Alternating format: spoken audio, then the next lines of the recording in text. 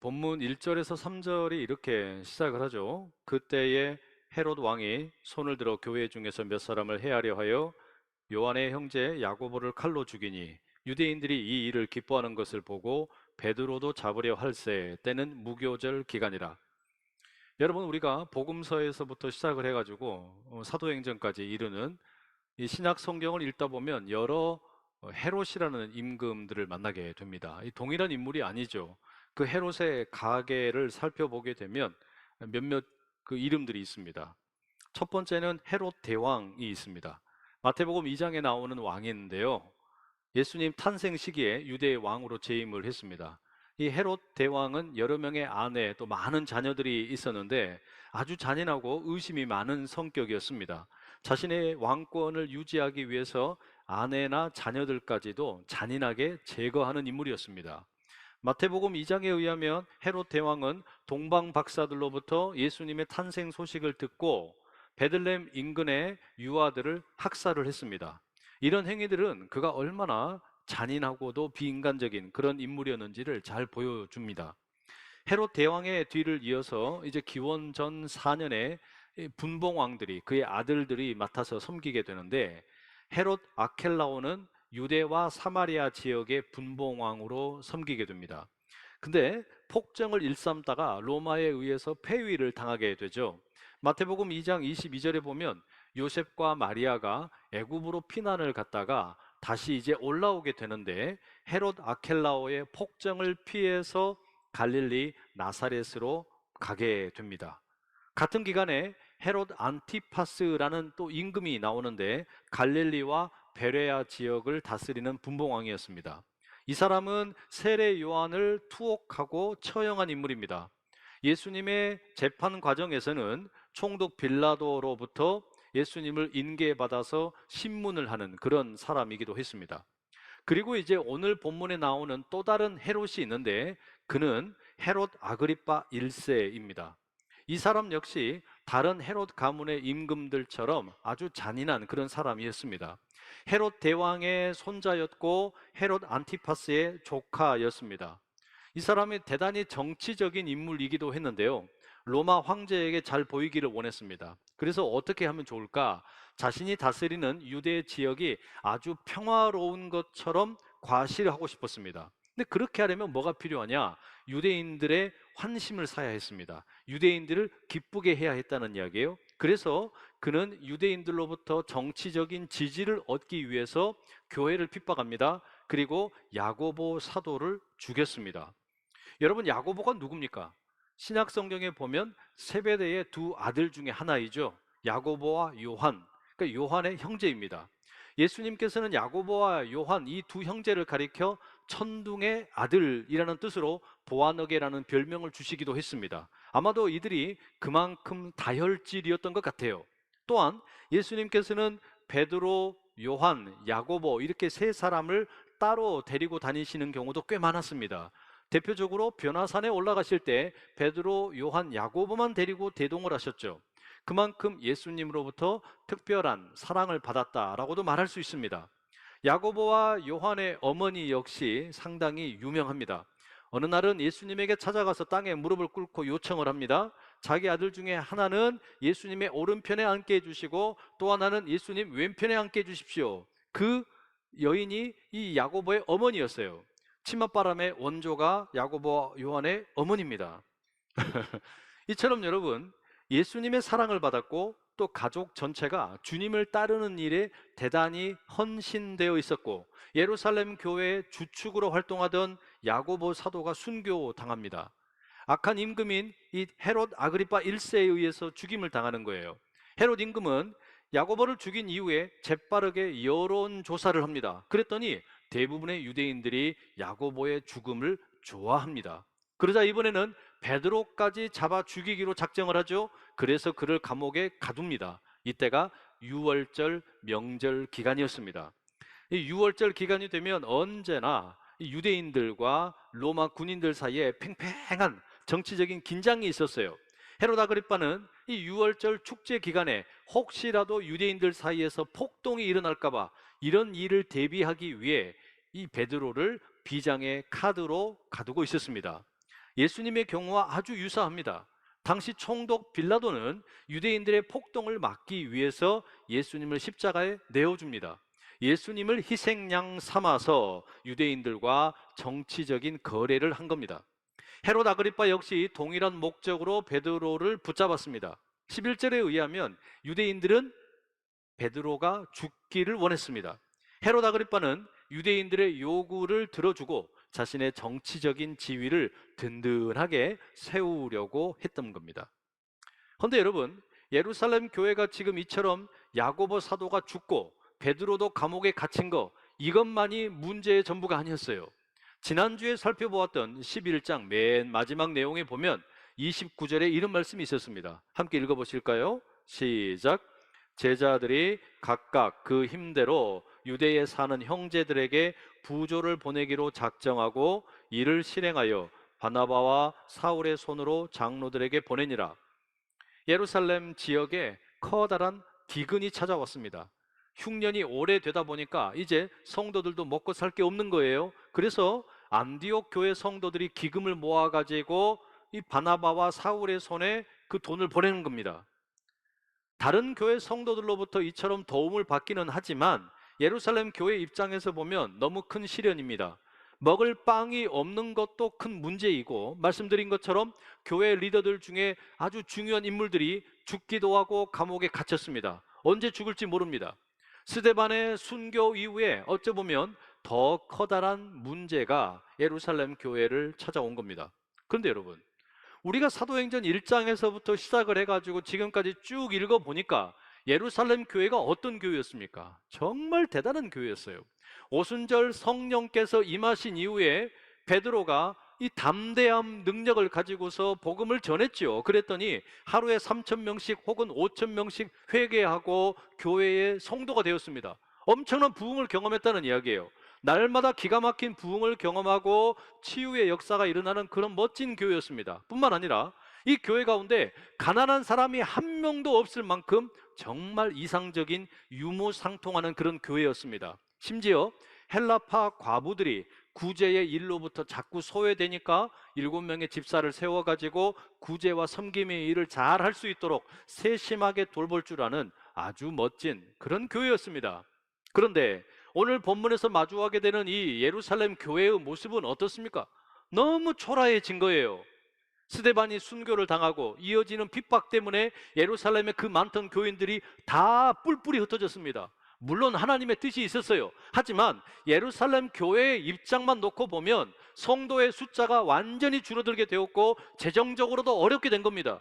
빵이 없어서 다른 교회로부터 도움을 받을 지경이 된 거예요. 게다가 야고보 사도도 처형을 당했고 베드로도 감옥에 갇혀서 언제 그 목이 달아날지 모를 지경이 된 겁니다. 감옥으로 들어간 베드로는 그럼 어떻게 되었을까요? 6절에 보면 이렇게 기록되어 있어요. 헤롯이 잡아내려고 하는 그 전날 밤에 베드로가 두 군인 틈에서 두 쇠사슬에 매여 누워 자는데 파수꾼들이 문 밖에서 옥을 지키더니, 이 베드로 한 사람을 지키려고요, 네 사람씩 네 패가 경비병이 되어서 감시를 하고 있습니다. 문이 몇 개가 지금 놓여 있는지 몰라요. 구체적으로 보면 감옥 안에서는 베드로를 두 개의 사슬로 꽉 묶어놓고 그 베드로를 중간에 두고서 두 군인이 그냥 에워싸고 있는 겁니다. 그리고 바깥에 파수꾼들이 감옥을 지키고 있는 거예요. 여러분, 왜 이렇게 철저하게 베드로를 지금 가두어 두고 있겠습니까? 이유가 있어요.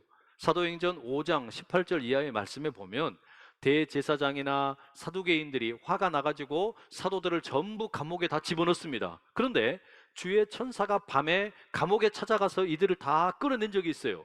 유대인들은 이 사건을 이미 알고 있습니다. 그래서 이런 전례가 있으니 베드로를 감옥에 확실하게 가둬야 된다. 이거를 아마도 헤롯 아그리빠에게 이야기를 했던 것 같아요. 그래서 헤롯은 이 베드로를 그냥 절대로 도망가지 못하도록 꽉 묶어놓고 있는 것입니다. 도무지 풀려날 수 없는 그런 감옥이에요. 족쇄입니다. 경비병들이 삼엄하게 감시하고 있습니다. 상황이 최악이에요. 이거 어떻게 하면 좋습니까? 여기 앉아서 예배드리는 우리 성도님들 중에 아마 어린 시절에 그 시골 교회를 다니셨던 분들 꽤 계실 겁니다. 그런데 지금 혹시 시골에 있는 교회 가보시면 어떠세요? 뭐 휴가가 되어서나 또는 어떤 다른 여러 이유로 고향의 교회에 가보시면 어떻습니까? 대부분 할아버지 할머니밖에 없어요. 그죠? 한때는 초등학생들도 많았고 청소년 청년들도 꽤 많았습니다. 그래서 교회 가면 좀 시끌벅적한 그런 소리들이 들렸어요. 그런데 이제는 마을에도 사람이 없고 교회에도 사람이 없어요. 너무 마음이 아픕니다. 마치 오늘 본문에 나오는 이 쇠퇴하는 예루살렘 교회와 다를 바가 없어요. 왜 이런 일이 벌어질까요? 이게 물론 이제 농촌과 어촌의 이 인구가 도시로 이주를 했기 때문에 생겨난 일이기도 합니다. 그러나 또 한편으로 보면 우리나라의 지금 이 출산율이 너무 낮아요. 지난해 말에 우리나라 합계 출산율이 0.72명이었습니다. 역대 최저라 그러죠. 2024년 들어서 통계청이 매월 발표되는 그 출산율 통계를 보니까 그것보다 더 낮아요. 올해는 그러니까 0.72명도 안 될 것 같아요. 여러분, 그러면 무슨 일이 생기겠습니까? 가깝게는 이미 지금 어린이집들 다수가 문을 닫고 있습니다. 유치원도 문을 닫고 있어요. 근데 이게 전부가 아닙니다. 이처럼 이제 출산율이 점점 낮아지게 되고 이게 고착화되면 무슨 일이 생기냐? 지방에서는 이제 인구 감소가 아니라 지방 소멸 현상이 나타날 것이다. 난리를 치고 있습니다. 기업들은 어떻습니까? 생산 가능 인구가 줄어들고 있으니 외국인 근로자를 늘려달라고 요구를 하고 있어요. 국민연금이나 건강보험도 이제 납입자가 줄어들게 되니까 존폐의 기로에 서게 됩니다. 학령 인구가 감소하게 되니까 신입생을 충원하지 못하는 학교들은 폐교를 하게 됩니다. 군대는 어떻습니까? 입대할 청년들이 없어요. 그러면 병력 자원이 부족해질 수밖에 없겠죠? 국가 전체가 인구 감소로 인해서 막 휘청휘청하게 되는 겁니다. 이게 여러분 소위 말하는 축소 사회 현상입니다. 지금까지는 우리나라가 인구도 늘어나고 경제적으로도 성장하고 지금껏 계속해서 확대 사회였어요. 그러나 이제는 점점 축소 사회로 가고 있는 것 같단 말이에요. 우리 사회 전체가 축소 사회라는 감옥에 갇혀 있는 것 같아요. 도무지 빠져나올 방법이 없어요. 여러분, 야고보가 칼에 순교를 당하고 베드로가 감옥에 갇혀 있습니다. 예루살렘 교회 성도들 역시 마찬가지 아니겠어요? 마음이 무너지는 거예요. 이거 어떻게 되는 거냐? 우리 교회 어떻게 되는 거냐? 어쩌다가 우리가 이 지경이 되었느냐? 성도들이 함께 모여서 펑펑 웁니다. 이 일을 어떻게 해야 되냐? 다 함께 같이 그냥 어쩌다가 이런 일이 생겼을까? 아파하는 거예요. 그런데 여러분, 교회는 그냥 그렇게 손 놓고 있지를 않았습니다. 예루살렘 교회는 절대 그냥 그렇게 손 놓고 가만히 있지 않았다는 이야기예요. 5절 한번 봐보세요. 5절의 말씀 한번 읽어보시겠습니다. 시작. 이에 베드로는 옥에 갇혔고 교회는 그를 위하여 간절히 하나님께 기도하더라. 저는 이 구절에다가 한 단어를 꼭 집어넣고 싶어요. 이에 베드로는 옥에 갇혔고 그러나 교회는 그를 위하여 간절히 하나님께 기도하더라. 그러나 교회는 기도하더라. 실제로 여러분 헬라어를 읽어봐도 그렇고 대부분의 영어 성경도 그러나라는 말이 들어가 있어요. 우리말을 성경에는 빠져 있는데 저는 이게 아주 중요하다고 생각을 합니다. 왜냐? 이 그러나라고 하는 단어는 기도가 무엇인지를 우리에게 가르쳐 주는 거기 때문입니다. 베드로가 감옥에 갇혀 있습니다. 그러나 교회는 그를 위해 기도하는 거예요. 자녀가 도박 중독으로 감옥에 갇혀 있습니다. 그러나 답답한 마음을 끌어안고 엄마는 하나님에게 기도하는 거예요. 인구가 점점 줄어들고 있습니다. 그러나 교회는 나라와 민족을 위해서 기도하는 겁니다. 시험 성적이 오르지 않아서 자녀가 고민을 합니다. 그러나 아빠와 엄마는 자녀를 위해서 기도하는 거예요. 직장을 그만두게 되었습니다. 그러나 성도는 그 답답한 마음을 하나님께 쏟아내는 겁니다. 건강검진을 했는데 암 진단을 받았어요. 그러나 성도는 주저앉아 있지 않고 하나님에게 기도하는 겁니다. 여러분, 기도란 그런 거예요. 기도는 우리 자신과 우리가 사랑하는 모든 것을 지키는 힘입니다. 누구나 똑같은 방식으로 기도하지는 않습니다. 그러나 과거에서부터 현재까지 모든 성도는 기도해 왔어요. 어떤 이들은 침묵 가운데서 기도하고, 어떤 이들은 찬송을 부르면서 기도하고, 또 어떤 이들은 통곡을 하면서 눈물을 쏟으면서 기도하기도 했습니다. 그런데 여러분, 어떻게 기도하든 상관없어요. 그 기도하는 분들의 공통점이 뭔 줄 아세요? 이 기도를 통해 무언가 자신의 뜻을 전달하려고 하는 겁니다. 지금 당장 내 눈앞에 펼쳐져 있는 현실은 너무나 냉혹합니다. 절망적입니다. 그러나 위대하신 하나님께 연결되고자 하는 열망이 있는 거예요. 위대하신 하나님에게 연결되고 싶은 겁니다. 때로 사람들은 기도하면서 정말로 이 기도가 응답될 것인가 믿지 못할 때도 있어요. 괜찮아요.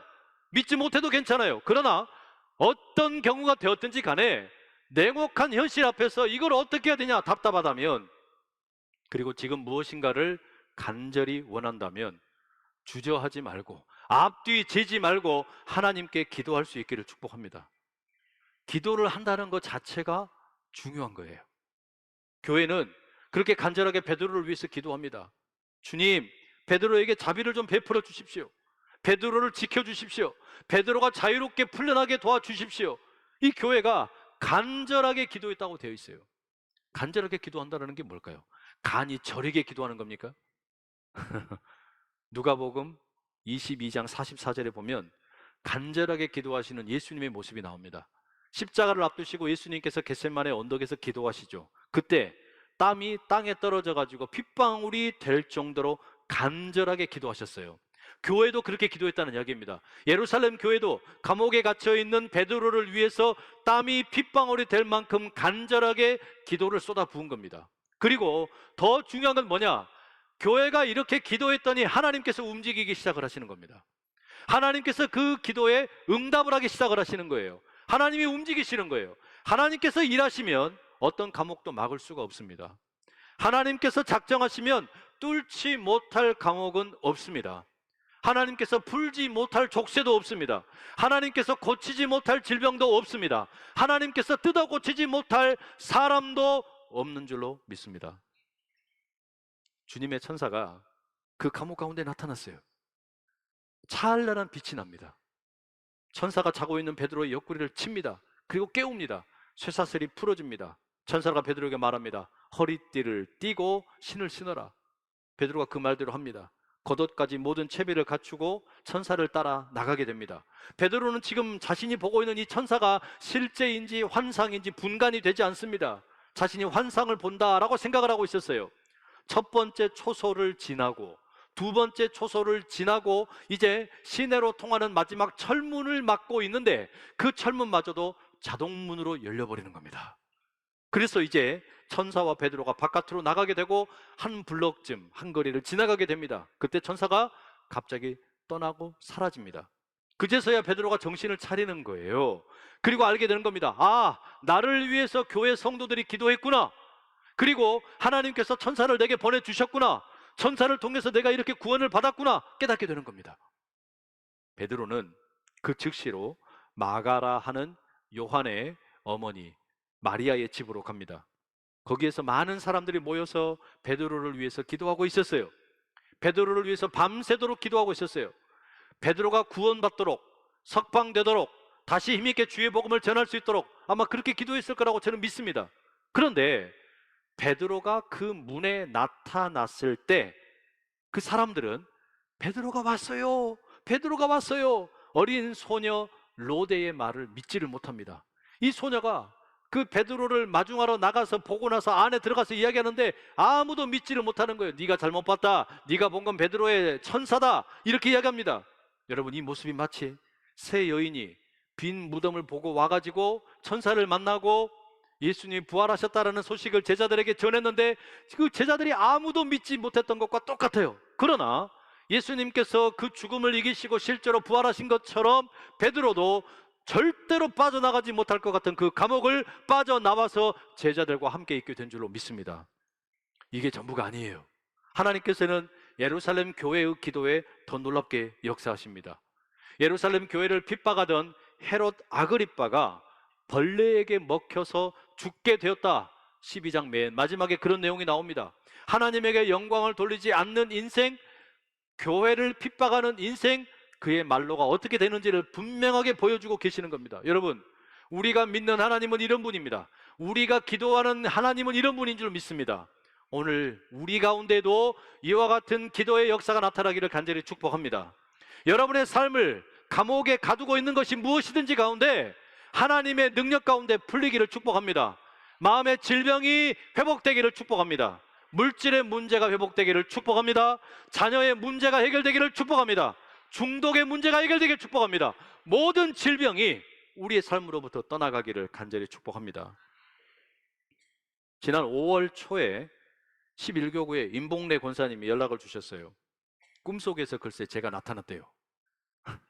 그리고서 김종근 장로님에게는 꽃다발을 하나 드리고 이 권사님에게는 화관을 씌워드렸다는 거예요.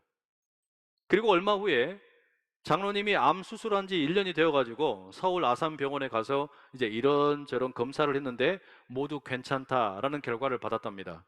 그래서 아마도 제가 꿈에서 꽃다발을 드린 것 같다고, 기도해 주셔서 감사하다 연락을 주셨어요. 근데 어제 권사님이 다시 연락을 주셨어요. 꿈속에서 제가 장로님에게 꽃다발을 전달해 드린 것은 이해가 되는데 왜 자신이 화관을 받게 되었는지 모르겠더라는 거예요. 그런데 얼마 전에 이 권사님 목에 멍울이 하나 생겨가지고 초음파를 찍어 보니까 갑상선에 한 4cm 정도 혹이 보였답니다. 조직 검사를 해보니까 다행히 암은 아니고 물혹이라고 해서 수면 마취 상태로 고주파 제거 수술을 받고 퇴원을 하셨다는 거예요. 아마도 그래서 화관을 미리 받은 것 같다, 감사하다, 그런 연락을 주셨어요. 그런데 그 연락의 내용과 함께 다른 내용이 함께 있었어요. 저는 목사이니까 당연히 성도분들의 크고 작은 일에 관심을 갖게 되고 그게 저의 기도 제목이 되고 때로 어려운 일이 있으면 위로하는 것이 당연합니다. 그런데 권사님이 이제 뭐라고 보내셨냐면, 목사님께서도 때로는 양무리들에게 위로도 받으시면 좋겠습니다. 이 한 구절이 저에게 너무 큰 울림이 됐어요. 이 한 구절이 얼마나 큰 위로가 되는지 몰라요. 여러분, 누군가가 나를 위해서 기도해 준다, 누군가가 나를 위해서 기도해 주고 있구나, 이것보다 더 든든한 힘은 없습니다. 누군가가 나를 위해서 골방에서 기도하고 있구나, 새벽에 기도하고 있구나, 누군가가 나를 위해서 관심을 갖고 생각을 하고 있구나, 이게 여러분 성도의 삶에 이것보다 더 큰 놀라운 은혜가 없어요. 박노해 시인, 기도는 나의 힘이라는 시를 썼습니다. 힘 있는 자는 기도하지 않는다. 돈 많은 자는 기도하지 않는다. 성공한 자는 기도하지 않는다. 그들은 기도하지만 기도드리지 않고 그들은 하늘을 부르지만 오직 땅에다 대고 땅 위에서 이루어지기를 바랄 뿐이다. 어린아이의 천진한 기도는 하늘에 닿는다. 무력한 자의 간절한 기도는 하늘에 통한다. 정의를 위해 외치는 기도는 하늘을 울린다. 이 지상에 의지할 데 하나 없어 하늘밖에 없고 아무것도 가진 것이 없어 기도밖에 없는 자의 하늘을 향해 울부짖는 기도는 땅에서 배반당하지만 하늘에 통하는 기도는 그 가슴에 하늘이 깃들어 마침내 사랑의 힘으로 땅의 권력을 갈아내리라. 저는 기도의 힘을 믿습니다. 여러분 역시 기도의 힘을 믿는 줄로 믿습니다. 기도가 우리의 힘이에요. 기도가 교회의 힘입니다.